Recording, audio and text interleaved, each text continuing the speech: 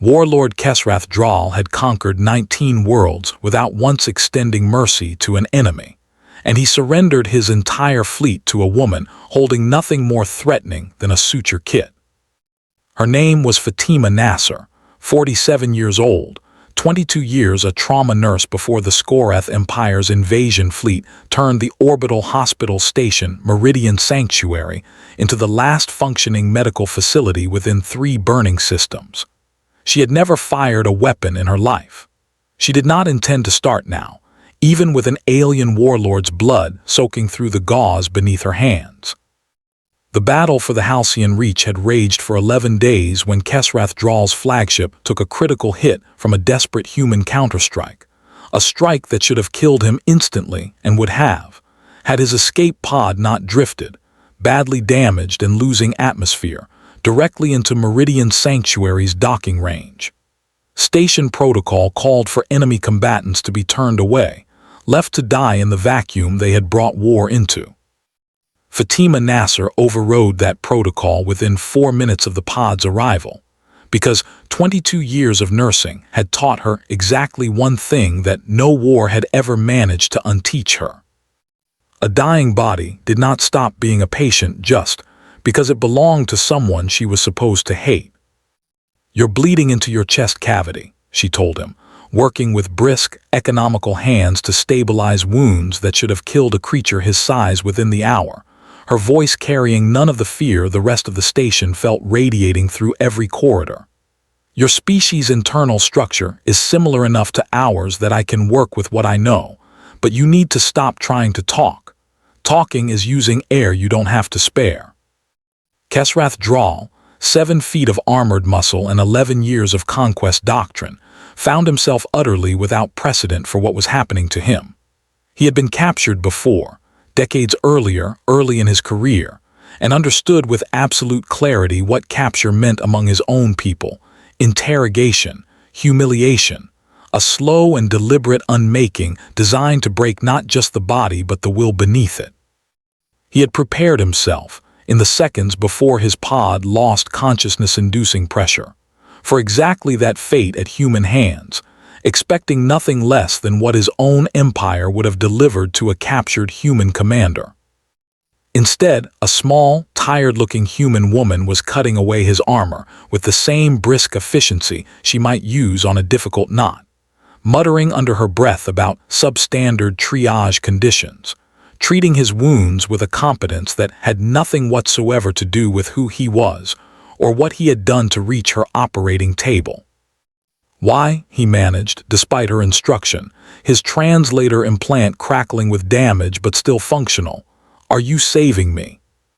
"Because you'd die if I didn't," Fatima said, not looking up from the wound she was closing. "That's usually reason enough for me. Now stop talking before you pull something loose that I just spent 20 minutes fixing." He stopped talking, not because he understood her reasoning, but because the sheer, disorienting strangeness of it had temporarily overwhelmed his capacity to formulate a response. Word spread through the station within hours that the medical bay was harboring an enemy commander, and station security arrived within the hour demanding Fatima hand over her patient for immediate transfer to military custody. She refused, standing in the doorway of her own operating theater with the particular immovable authority that only 22 years of trauma medicine could forge, informing the security detachment in terms that left no room for negotiation that her patient would die if moved in his current condition, and that she had not spent 2 decades keeping people alive to watch military bureaucracy kill one through impatience. "He's the enemy commander who's been glassing colonies for 11 days, the security lieutenant said, incredulous. "You understand that, right? This isn't some civilian caught in the crossfire." "I understand exactly what he is," Fatima said. "I also understand that right now in this room he's a patient with a collapsed lung and internal bleeding, and that's the only thing that matters to me until he's stable enough to survive whatever you people decide to do with him afterward. You want to interrogate him, court-martial him, whatever your protocols require. You're welcome to do that the moment I clear him medically, not 1 second before." The lieutenant, recognizing an argument he was not equipped to win, withdrew to consult with command, leaving Fatima Nasser alone once more with the alien warlord whose fleet had, until 11 hours earlier, been actively trying to destroy the very station now keeping him alive. Kesrath Dral recovered slowly over the following week, confined to a secured section of the medical bay under guard, watched constantly by security personnel who made no secret of their hostility, tended daily by a nurse who treated him with the same brisk professional care she extended to every other patient in her ward, human or otherwise. It was that consistency, more than anything else, that began, slowly and against every instinct his 11 years of conquest doctrine had cultivated, to unmake something fundamental in how he understood the war he was fighting. "You treat me the same as you treat your own wounded," he said, 4 days into his recovery, watching her check his vitals with the same unhurried thoroughness she brought to every round. "I have killed thousands of your people. I ordered the destruction of 3 settlements in this system alone. Your own security wishes to see me executed. Why does this not change how you treat me?" Fatima paused, considering the question with the same weight she gave to any genuine inquiry from a patient, regardless of what that patient had done to earn her care. "Because the second I start deciding who deserves treatment based on what they've done instead of what they need, I stop being a nurse and start being something else," she said. "I've had murderers on this table, rapists, people who did things I couldn't sleep after hearing about. I treated all of them the same way I'm treating you, because the moment I start making that call, deciding who's worth saving and who isn't, there's no line I can draw that doesn't eventually get abused by somebody deciding some other group of people isn't worth saving either. I don't get to make that decision. I just get to keep people alive. What happens to them after that isn't my job." "Your species executes prisoners," Kesrath said. "I have studied your history extensively in preparation for this campaign. War criminals among your kind are not spared simply because a healer once tended their wounds." "Probably true," Fatima said. "I'm not saying you won't face consequences for what you've done. I'm saying those consequences aren't mine to deliver, and they're not mine to prevent either. My job ends at keeping you alive long enough to face whatever comes next, whatever that turns out to be. That's the whole job. It's not complicated, even when the patient makes it feel like it should be." Kesrath Dral had spent 11 years building an empire on a doctrine that measured every action, every relationship, every decision through a single, unwavering calculus of strength and advantage. Mercy, in his understanding of warfare, was never truly mercy. It was always a transaction, extended only when it served some larger strategic purpose, withdrawn the instant that purpose no longer applied. He had never once encountered a mercy extended for no calculable reason at all, offered simply because a healer had decided that healing was the entire point, regardless of who received it or what they had done to need it. It unsettled him more deeply than any battlefield defeat ever had. Over the following 2 weeks, as his recovery progressed under Fatima's steady care, Kesrath Dral found himself, for the first time in his adult life, questioning premises he had never once thought to examine. He watched her extend the same tireless care to human patients wounded in his own invasion, watched her comfort a child who had lost both parents to a bombing run he himself had authorized, watched her work 18-hour shifts without complaint or hesitation, treating friend and enemy alike with a consistency that made no strategic sense by any framework his empire had ever taught him.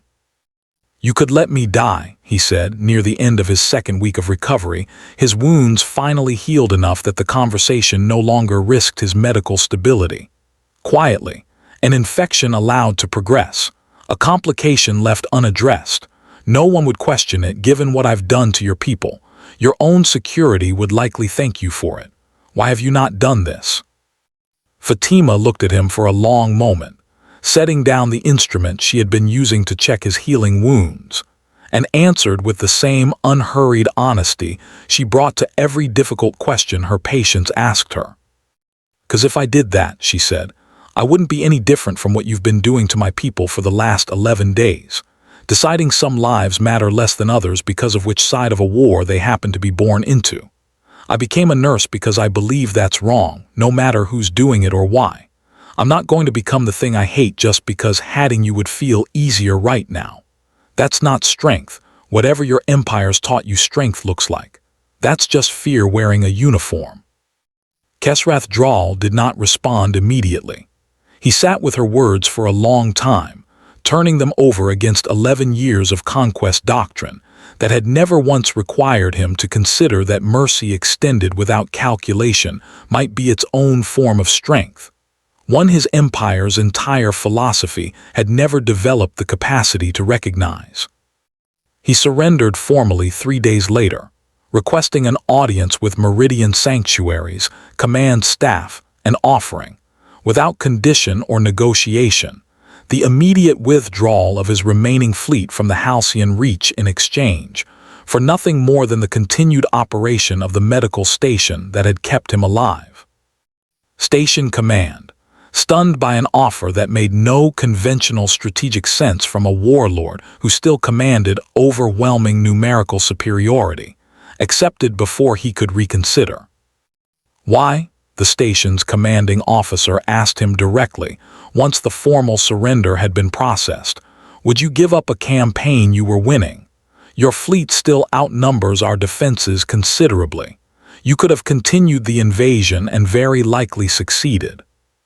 Kesrath Drawl considered the question with the same weight Fatima Nasser had given to every question he had ever asked her, a habit he found, disconcertingly, that he had begun to adopt without conscious intention.